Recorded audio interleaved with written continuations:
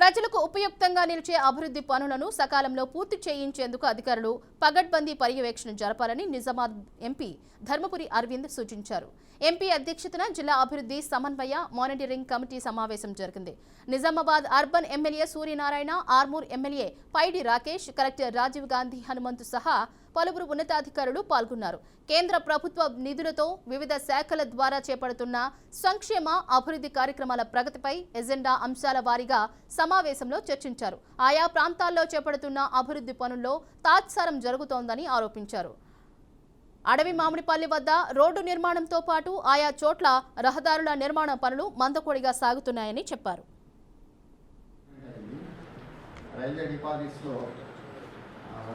LC number 773 దగ్గర ఒకటి, LC number 771 దగ్గర ఒకటి, రెండు కలిపి ఒక మంజూరు 25 వరకు వాళ్ళ టైం ఏ రకంగా ఉన్నాయో మరి 24 అంటే ఆన్ టైంలో బిల్స్ పే చేసుకుండొచ్చు. కానీ ఏ ఊరు బాదుకున్న గడికలు పడితే, గొట్టి మొక్కల గడికలు పడితే ఎక్కడ కూడా ఎన్ఆర్జీఎస్ ఫండ్స్ ఏవైతున్నాయో అవి పనులు అసంపూర్తిగా అయిపోయినాయి. ఒకటి.